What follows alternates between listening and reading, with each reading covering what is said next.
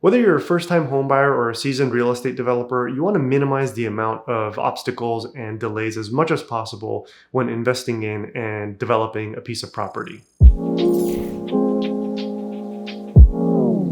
Hey guys, my name is Aris. I'm a licensed architect here in California with over 12 years of experience working on residential and commercial projects. And in today's video, I'm going to talk to you guys about 5 different things to avoid when looking to purchase and potentially develop a piece of property.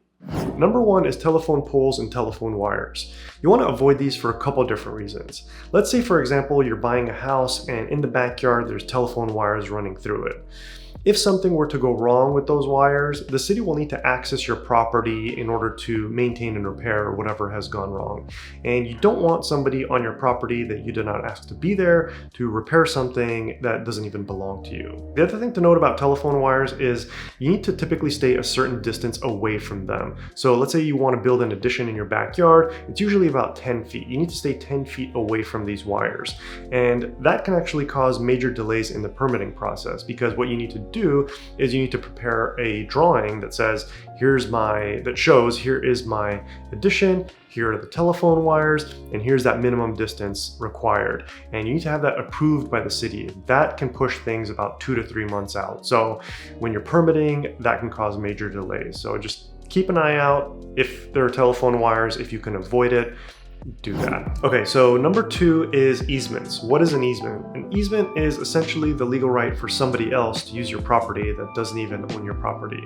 For example, there's many different types of easements. There is conservation easement. So if you're looking to buy a piece of property and there's some endangered species, some wildlife on there, the city has the right to access your house, access your land, and make sure that you haven't built any permanent structures on top of it and that the endangered species or wildlife, whatever it is that's on there, is being maintained. Another type of easement is an access easement. So let's say, for example, there's a piece of property and then behind it there's another piece of property and there's a shared driveway there. You may technically own that driveway, that land, but you can't build anything on top of it because your neighbor behind you needs to be able to access their house via that driveway, so you can't build anything on top of it. Another very common easement is called a utility easement.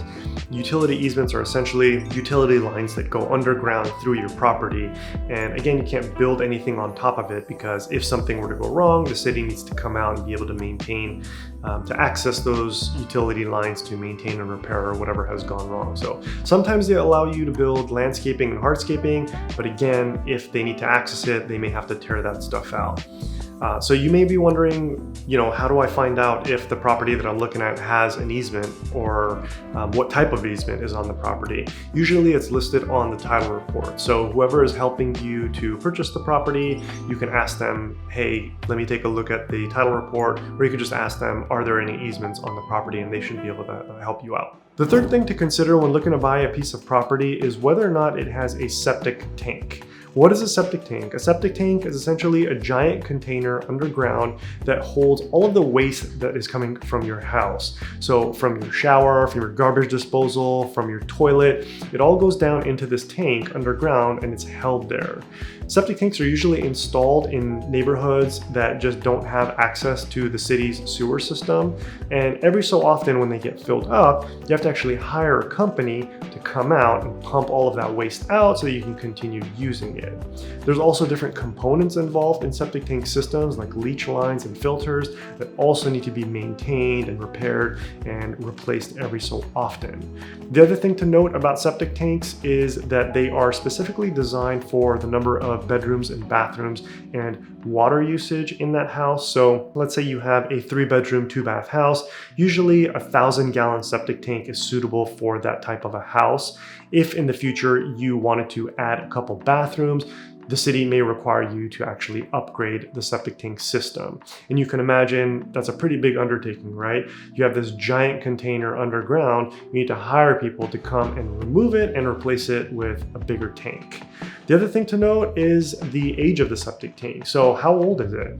If it's older than about 15 to 20 years, you may be required to replace the septic tank entirely, regardless of what type of work you are doing. So even if it's a minor renovation, the city may require you, because of the age of the septic tank, to just replace it entirely, because construction means and methods have changed, septic tank designs have changed in that time of in that span, so they may require you to replace it. So just know whenever you're looking to buy a piece of property, if it has a septic tank system, and know that there may be some difficulties involved in working with one. Number 4 is fire access. The fire department needs to have access to your property to put out a fire at any given moment. And specifically, there is a 150-foot rule. And what that rule states is that from the fire truck to the furthest point of your house cannot exceed 150 feet. And the reason for that is because the hose that is on the fire truck is only 150 feet long. So let's say, for example, a fire truck pulls up in front of your house and they can't actually pull into your driveway because it's too narrow or too steep. From the fire truck on the street to the furthest point of your house cannot exceed 150 feet. Now, let's say you buy a house and you're within that 150 feet, then great. But if you, in the future, you want to build an addition in the back and that pushes you beyond that 150 feet, then the fire department will require you to install fire sprinkler systems on the entire house, which can be a big cost. And in some extreme cases, the fire department will also require you to install a fire hydrant system, but that is not as common as fire sprinklers. Okay, number 5, last but not least, is protected trees. So anytime you're looking to buy a piece of property, know whether or not there are protected trees on it, because you can't just rip out the tree like you could any other tree. There's specific processes and steps that you need to go through before you're able to remove it. So for example, let's say you have an oak tree on your property. You want to remove it, can't just cut it down.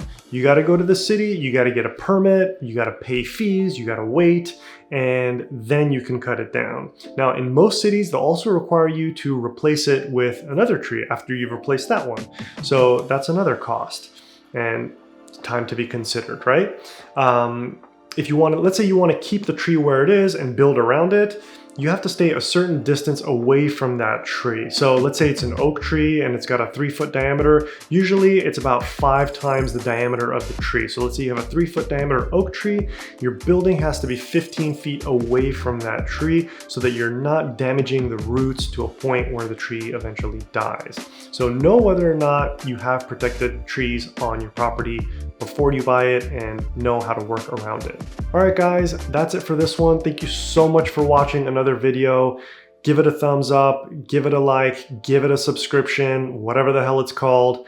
And let me know what you guys think in the comments. Let me know if I missed something. Let me know what I got right, if it was helpful, if it was useless garbage.